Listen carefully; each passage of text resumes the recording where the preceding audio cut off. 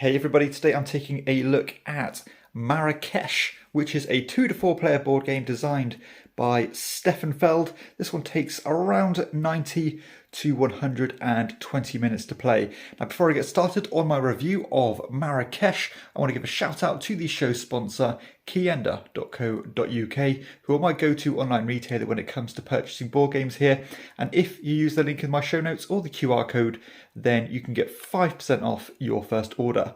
Okay, so I've just finished a 3-player game of Marrakesh here, and if you're familiar with Stefan Feld designs, you might know that he is quite synonymous with these point salad style Euro games where no matter what you do, you get points for this and that and everything in between. And this is almost like a subcategory of Stefan Feld games where you have a ton of mini games all held together that kind of cross over and synergize with each other, and that is what Marrakesh is all about. Now, instead of taking my normal approach like I do with my usual reviews, instead of kind of talking through how the game works and then sharing my thoughts on all the different parts of it, I think I'm going to review this as I go because there are a lot of moving parts here and I don't really want to miss anything. But let's start with the game board itself. So the game board is basically put into different categories or different sections. So the whole left part here is essentially just a holding area for all these different technology tiles, which will give you little boosts and benefits if you end up buying them and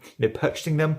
You have these buildings at the top here that hold these gates, and we'll talk about the relevance of them later. You have this water track here where you're going to get benefits by pushing the furthest and getting bonuses as you cross, or at the end of the round if you've crossed these lines. And you can see here that if you manage to go far enough, you can get some bonus points, or even at the end of the season, because this game is broken down into kind of three seasons really, and then each of those seasons is broken down into 4 rounds. If you have pushed the furthest after all those, after 4 rounds, you'll get one of these bonus tiles, which are really powerful and are definitely worth having. In the center of the board here, you have these 2 kind of staircases or these tracks that you are trying to climb up. So you have the white track and the black track. And whenever you cross these thresholds like this, you are going to compare where your 2 pieces are. So you can see here that my one on the white staircase is right down here, but the one on the black staircase is right at the top. So if I was to say cross this section, I'll compare where the 2 are and get a bonus that's on this particular line connecting the 2. So you're kind of incentivized to keep them next to each other, which I really like because I don't think I've seen that before, where you can kind of neglect one track and not get as good a benefit as if you keep them both together, because you can see here that if you manage to pair them both off at the same level, there's kind of universal good benefits, whereas if you keep them in balance, then you're not going to get as much money, etc., if you need that or if you're in desperate need of that particular resource. At the bottom of the board here, you have these luxury goods that you can purchase for victory points and other bonuses by cashing in these different keshies, they're called. You've got a little conversion chart here that changes round after round. And I suppose more importantly, you have your own personal setup that looks like this. Now, these are some of the biggest player boards that I've seen, and it kind of keeps track of all the different parts, all the different aspects of the game. And I'll start on this in a little bit, and I can break down what all the different colours mean. You have a ton of different resources. You've got coins, you've got, I think it's 12 different colours of these keshies, all relating to a different mini game. You have these dates, and you have this water as well. And you also have this cube tower or the keshi tower, where you are going to drop them in here, which is going to determine the different kind of keshis that you can draft in order to boost your ability to do certain actions. So let's talk about how the game actually works. So the first thing you are going to do each round is that you're going to select 3 of the keshis from behind your screen, bearing in mind that you will start each phase of the game with 12 of them, and then you're going to go down to 9, then down to 6, then down to 3, and that's going to conclude the end of the round once all your 12 keshis have been taken. But once you've selected your keshis and revealed them simultaneously, you are going to put your 3 helpers on the corresponding action spots on your personal player board. So you can see here that I've taken this tan one, the orange one, and this kind of purple one here. Therefore, they would go on those matching spots. So I've got the tan one here, I've got the orange one, and I would put the purple one up here as well, because this is kind of an area where all 3 of those colours are connected, and we'll touch on that a bit later. Now, once everybody has selected their 3 keshis, they're all going to be put together into the tower here. Now, the relevance of this tower is that sometimes, and this rarely happens, some of the caches may get stuck in the tower, meaning that that option is not going to be available for drafting, and maybe later that particular little cache will get knocked down and add a new option in a future round. So mild criticism here, the cube tower doesn't really work very well, and they don't get stuck enough in my opinion. It kind of seems like 9 times out of 10 they will all filter through. So it would have been nice if it kind of mixed up a bit, or if they just did away with it completely, because to be honest, I don't think it really enhances the gameplay, that little random factor. But hey, that's a small nitpick. I don't think it really impacts the game as much as it should.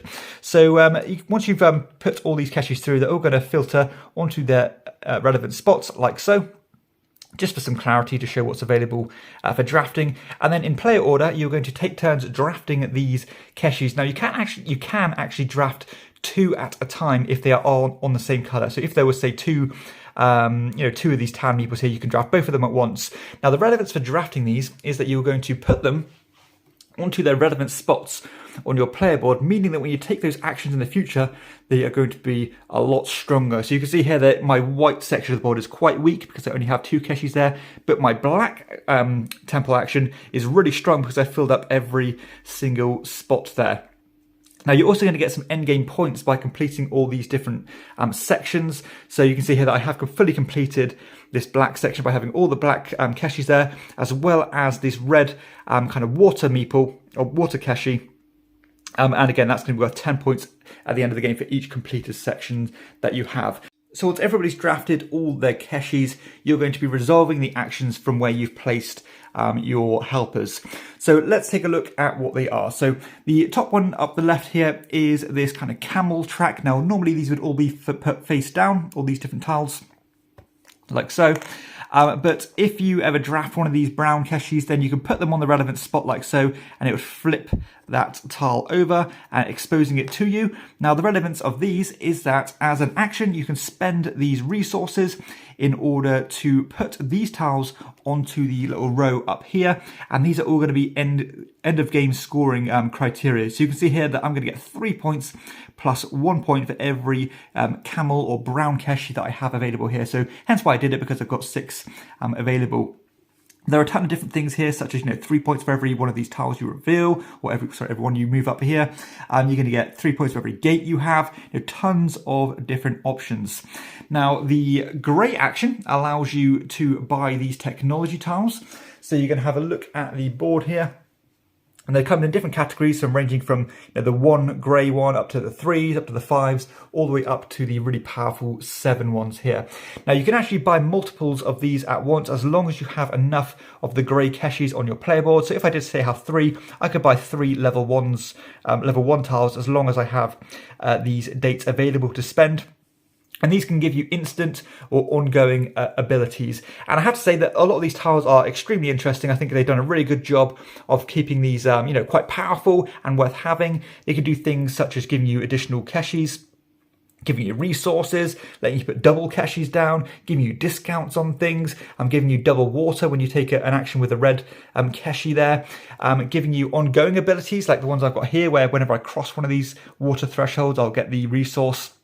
Whenever I take my pink action, I always get the points. We'll talk about that later. I'm taking wild caches and tons of different things like that. So the blue action allows you to travel down the river, equal to a number of spaces matching your caches there, and you can spend additional water to move further.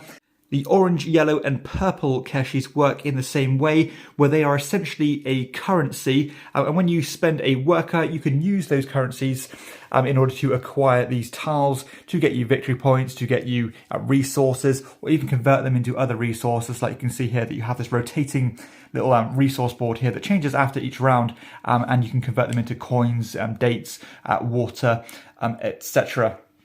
Now, resources are also important because at the end of each of the 4 rounds, or the end of each phase of the game, you are going to have to spend the resources here or risk losing points, and even risk losing your remaining resources. So that's quite a tight restriction there, that you need to get them done or suffer quite a harsh penalty. The white and the black areas work in pretty much the same way, where, if you take that action, you're going to climb up the temple a number of steps equal to the keshis there. So you can see that I'm really proficient at traveling up the black temple, but not so much up the white temple, hence why I reached all the way up to the top. And if you ever went further than the top, you end up acquiring victory points. The green area here is quite a simple one, where if you take the action, you'll get a number of dates equal to the keshis there. And whenever you place a keshi in this area, you'll get an instant victory point.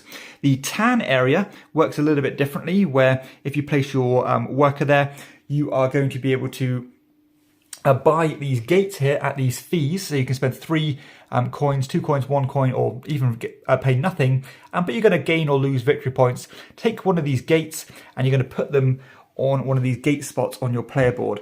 Now, if you do that, you can potentially get some additional victory points. So you can see here that I placed the black gate on the black spot, which will give me an extra 2 points. And as soon as you place these gates, you'll get a matching keshi of that color. So it's another way to boost your other areas up. And the final area here is this pink area, which is one of my favorites, where when you take the action, you're going to rotate this little wheel around and take an action where you have placed a keshi already. So, and you're going to take it to the strength equal to the number of people on that particular segment. So you can see here that I've previously invested in this water spot. I have the 3 citizens there now, therefore I can take 3 water should I want to. And they do tons of different things, such as giving you victory points, giving you coins, letting you climb the black or white track, giving you the dates, letting you move down the river, or giving you one of the souk resources here. And this is one of the only areas where as soon as you place a keshi to boost your strength, you instantly get that reward as well. Now you can see there that independently all the different actions are pretty simple, but sometimes the way you can string and synergize these actions together is quite interesting, because you might climb the track might give you another keshi, the keshi might give you an instant action, then that instant action could let you maybe reveal a tile, that new tile will give you a new strategy to work towards, etc. So you can definitely have the potential to get bigger and stronger actions, not only by stringing actions together in the domino effect, but also because naturally as the game progresses, your actions are becoming stronger and stronger. And that is essentially how the game works. You're going to play through all of your keshis 3 times over, then you're going to add up all of your points from the stuff you've got during the game. You're going to score your 3 best oasis tiles, should you have unlocked at least 3. And you're also going to score points for remaining resources, and obviously those completed areas are going to give you 10 points each. So let's go into a little bit more detail when it comes to the mechanical part of the game here. So I've already touched on how much I enjoy the potential for huge kind of combos and actions and synergies. But something I didn't mention is the importance of the order in which you resolve these actions, because sometimes your previous actions can really impact your follow-up actions, and you might want to invest in something to really boost your follow-up actions. So for example, you might want to invest in a technology that's going to support your follow-up action, and if you did that in the wrong order, then you're going to basically sacrifice a whole turn with that extra benefit. And another thing I did mention is that if you do not want to take the action itself, let's say for example I did take this white action, I've only got it strength 2 here right now, so I could take it to strength 2, or I can forsake the entire turn just to place a new keshi on there, meaning that in the next turn I will get it 1 stronger. I think the draft itself is pretty interesting because sometimes there's going to be 2 available there, which is going to give you that double boost, of course, when it comes to taking the action. But that might not have been the action that you programmed on your player board, because you have to remember that you are locking your actions relating to the keshis that you're putting in the tower, but that doesn't necessarily mean that you are drafting the keshis from the tower itself. So sometimes you might have a plan B in the works, or you need to have a plan B in the works, because you might have put something in the tower with the idea that you're going to take the action at the strength or the additional strength with the one you've put in there, but that could have been taken before it's your turn. Therefore, you're going to have to really boost something else. I do like the way that you are somewhat forced to dabble in everything, because of course you are locked in to taking at least one of a particular action each turn, because you only have one of each keshi, and you only have that one bit of wiggle room when it comes to the red keshi. that lets you take an action again, meaning that if you do really want to rinse and repeat and spam the same action, you're going to have to think outside the box and find opportunities elsewhere in order to exploit your strengths. So it's not like you can just keep on taking the same action again and again and again to get the most from it, because the option simply isn't there to do it. So it's all about trying to, spread yourself a little bit thinner to be good at everything, but maybe focus a little bit more on one or two of the different aspects of the game to really, utilize your strength there. I also like how these camel or oasis tiles work, because essentially these are a big portion of your points and are your endgame strategy, essentially. However, they are blind to you at the start of the game, so you need to start investing in these early just to reveal them, so you know that what you are building towards, and of course tailor your strategy towards that. But you need to be making sure that you have enough resources and are using those actions efficiently in order to actually move them from here to your eligible scoring area up here. So you're kind of put under earlier pressure to give yourself some clarity to know what you're working towards. But if you'll do that, you're going to fall back or fall behind in other aspects of the game. So I do like the conflicting mechanism there. So from a decision perspective, I think there's tons of things to consider here. And, the decisions come thick and fast. And I think, what you're doing is meaningful, and the best player is generally going to win. Now, thinking a bit more objectively when it comes to how it mechanically works, I don't think it's going to be for everybody. Now, I am a big fan of Stefan Feld games. I don't need any theme or anything wrapped up. And this idea of having tons of mini games that kind of cross over, that for me is really enjoyable. But I know it's not for everybody. You can definitely see the gears working here and the cogs in the machine turning. And it is pretty much as dry as a bone with no thematic connection. So bear that in mind if you are a player who, gets their gratification from theme in a game. And sometimes, the game isn't the most intuitive, because you have to remember that you're picking your 3 keshis, which are going to determine the 3 actions you take. But that's not necessarily the keshis that you're going to be drafting from the cube tower. So you can end up boosting actions that you're not taking this turn. So you're always kind of thinking ahead in that respect. Sometimes you're drafting them, sometimes you're taking them straight from the player board if you forsake your actions. So you can see here that, there's a lot going on here, and mapping your head or wrapping your head around how it mechanically fits together can sometimes be a little bit jarring. The player interaction in this game is effectively passive. As with a lot of Euro games, the interaction stems from prioritizing your actions, being the first to take a technology tile before your opponent does, being the first to take one of these goods tiles before your opponent does, because you could have saved up the same resources and you want to beat them to the punch, or mess up their plans. Essentially. And a lot of it, of course, does come from the draft itself, because you might have the same game plan as somebody else. You really wanted those keshis, but they're going to be taken before you. So you do need to know when to zig and zag when the time is right. But yeah, in terms of interaction, that's where it mainly stems from. There's no real getting in each other's spaces, and there's no destructive interaction either. Now, this is slightly longer than most Stefan Feld games. You are looking at around 2 hours to play this one, especially if you are venturing into that 3 or 4 player count. But I do think it's worth it. There's a lot of game here. There's lots of things to consider, and you are generally engaged from start to finish. And I've never really felt like this game's outstayed its welcome. Sometimes the turns themselves can be longer than others. One turn you might be as simple as taking a date resource and putting it on there. But sometimes, again, you might have those big cascading actions where one thing will lead to the next, and of course those turns are going to be a lot longer to resolve than others. But generally speaking, I've never really found myself being paralyzed by downtime or being frustrated by downtime, and I think the game warrants being 2 hours long. So let's touch on the production here. Now, generally speaking, I don't dislike the way it looks, but it does feel a little bit clinical and a little bit dated in terms of the way the board itself looks. It's a small nitpick there. The boards, or the player boards themselves, I think are very nice. Maybe a little bit convoluted in terms of being busy, but you need everything there. They're a good size, so you do need some table room here. And they are dual layered, so that's nice. So no real complaints there. I do like the way everything fits together. You've got these different modular needs, and you've got these boards here that snap up on the top. And it all comes together quite nicely to have everything you need right in front of you. This is the bigger box version that came from Kickstarter, but I do not have the deluxe components because there are some additional things you can buy that come with kind of slightly nicer meeples.